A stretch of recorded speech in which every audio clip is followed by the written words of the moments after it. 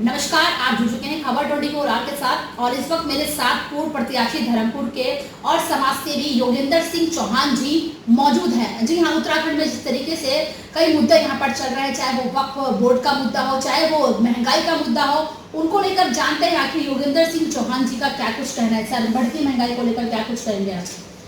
देखिए, निश्चित तौर पर जिस प्रकार से उत्तराखंड में नहीं पूरे भारतवर्ष के अंदर जिस प्रकार से महंगाई बढ़ रही है, तो निश्चित तौर पर जो हमारा गरीब जो भाई है, हमारा जो नीचे वर्ग से आते हैं, निश्चित तौर पर उनकी आजीविका पे बहुत दिक्कत हो रही है और सरकार को इस चीज़ से ध्यान देना चाहिए।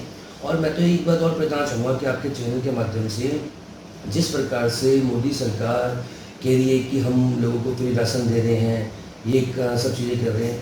देखिए, वो दे तो रहे हैं अपने वोट बैंक के लिए, तो सीधा सीधा अपना वोट बैंक बचाने के लिए सब चीज़ें कर रहे हैं, लेकिन भविष्य में कहीं हमारे हिंदुस्तान की हालत श्रीलंका जैसी ना हो जाए। जो हालत श्रीलंका में है, उस स्थिति में आके हिंदुस्तान खड़ा ना हो जाए। हमें इस चीज़ को भी सोचना चाहिए। भाजपा का कहना है कि इस समय जो उत्तराखंड में भाजपा है सबसे बड़ी पार्टी, बिगेस्ट पार्टी कहा जा रहा है। देखिए, भाजपा कहाँ है? वो भाजपा में कांग्रेस है। अगर मैं आपको करेक्ट करूं तो धामी जी भाजपा के मुख्यमंत्री हैं, गणेश जोशी जी भाजपा के मंत्री हैं, और एक धन सिंह रावत जी को मैं कह सकता हूं कि जो भाजपा के मंत्री हैं। इसके अलावा से अगर मैं सुबोध उनियाल जी की बात करूं, वो कांग्रेस से वहाँ पर गए हैं। मैं सतपाल महाराज जी की बात करूं तो वहाँ कांग्रेस से वहाँ पर गए हैं। मैं सौरभ भगवत जी की बात करूँ तो वो कांग्रेस से गए हैं। और रेखा आर्य जी की बात करूँ तो वो कांग्रेस में घूमी है। भाजपा है कहाँ बड़ी पार्टी? ये मत बोलिए भाजपा बड़ी पार्टी है, आपको ये बोलना चाहिए भाजपा में कांग्रेस। लेकिन ये ऐसा तो भाजपा का कहना है। देखिए, भाजपा तो कुछ भी कह सकती है, मुद्दों को भटकाना ही तो भाजपा का काम है। देखिए, हमेशा भाजपा की कथनी और करने में फ़र्क रहा है। आप देखिए, जो भाजपा के विधायक थे या जो चुनाव जीत के हैं, कितने लोग मंत्री हैं आज के? आप बताइए ना। दो नाम मैं आपको बता देता हूँ, गणेश जोशी जी और एक अपने आपके धन सिंह रावत जी। अरविंद पांडे जी जो कि इतने अच्छे शिक्षा मंत्री रहे हैं, उन्हें लगातार काम करा, आज मंत्रिमंडल में क्यों नहीं है? मदन कौशिक जी जो लगातार हरिद्वार से जीतते हैं चुनाव और जिन्हें कहते हैं कि हरिद्वार की वो आन बान शान सब कुछ है, वो मंत्रिमंडल में क्यों नहीं है? एक प्रेमचंद अग्रवाल जी जरूर मंत्रिमंडल हुआ करते थे, उन्हें भी वहाँ से हटा दिया गया है। देखिए, भाजपा की कथनी और करनी में बहुत फर्क है। भाजपा उत्तराखंड की सबसे बड़ी पार्टी नहीं है। भाजपा ने कांग्रेस को अपने साथ मिलाया है। भाजपा प्लस कांग्रेस इस उत्तराखंड की सबसे बड़ी पार्टी। आप भी समाज सेवी हैं और लगातार जनहित के मुद्दों को उठाते रहते हैं। अभी कूड़े का मुद्दा आपने उठाया, उस पर क्या कुछ एक्शन हुआ, क्या कुछ कार्रवाई उस पर हुई अब तक? देखिए, हमारे बड़े भाई सुशील सक्सेना जी हैं, सुशील सैनी जी हैं, इन लोगों ने काफ़ी समय से, मैं आज की बात नहीं कर रहा हूँ, आज तो मैं लगातार सोशल मीडिया पे देख रहा हूँ, कोई लाइव चला रहा है, कोई वहाँ फ़ोटो डाल रहा है। एक कांग्रेस के पूर्व नेताजी भी वहाँ पहुँच गए हैं, उन्होंने फ़ोटो शेयर करी है अपने 2-4 समर्थकों के साथ।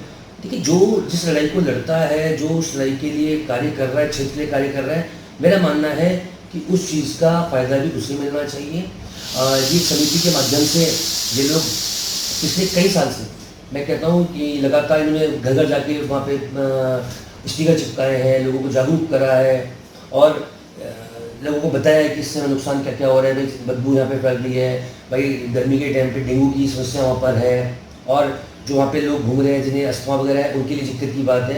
तो इन लोगों ने वहाँ पे बेसिकली काम करा है। तो ठीक है, थोड़े दिन पहले इन्होंने वहाँ पर एक मीटिंग रखी थी, मुझे वहाँ पे बुलाया था और निश्चित तौर पर मैंने बोला था कि ठीक है, तो समाज का काम है, मेरे से जो भी होगा हम आपके साथ करें, और जो भी अगर धरना प्रदर्शन करना हो या हमें ज्ञापन देना हो, अपनी बात मंगाने की कुछ भी करना पड़े, हम हर तरीके से तन मन धन से जो कारगिल क्षेत्र की हमारी जनता है और जो हमारे बड़े भाई सुशील सैनी जो सक्सेना जी इस मुहिम को चला रहे हैं, हम उनके साथ हैं।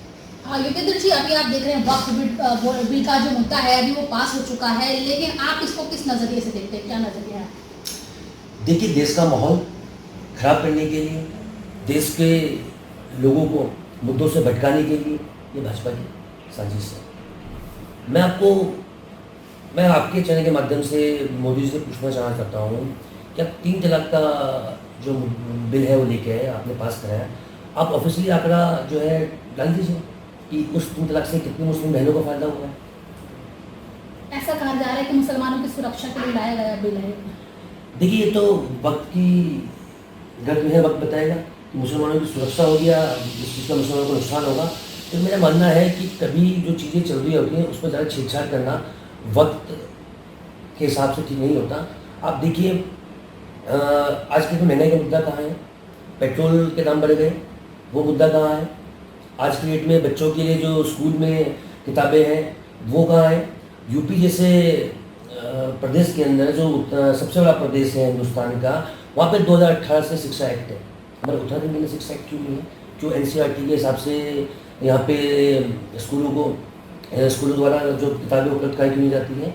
तो मेरे कहने का मतलब सिर्फ इतना है कि सिर्फ जनहित के मुद्दों को, विकास के मुद्दों को भटकाने के लिए आप वक्फ बोर्ड ले आओ, जी हमने ये कर दिया, आप 3 तलाक ले आओ, जी हमने ये कर दिया, जी हमने मदरसे तोड़ दिए, ये मस्जिद फिर ये तोड़ दी।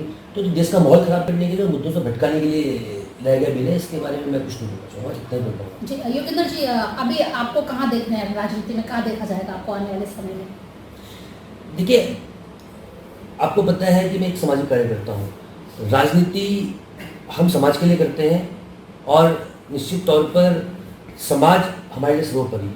आजकल जो भी चीज़ हम कर रहे हैं, चाहे वो अपने लोगों को इकट्ठा करने का काम कर रहे हैं, चाहे वो कुछ भी चीज़ हो, हम सिर्फ समाज के लिए कर रहे हैं। राजनीति एक अलग चीज़ है, राजनीति तो भविष्य ही कर रहे हैं, देखेंगे क्या होगा क्या नहीं होगा। चलिए बिल्कुल, बहुत बहुत शुक्रिया सर। तो बिल्कुल आपने सुना योगेंद्र सिंह चौहान जी की क्या कुछ राय है उत्तराखंड में चल रहे मुद्दों को लेकर।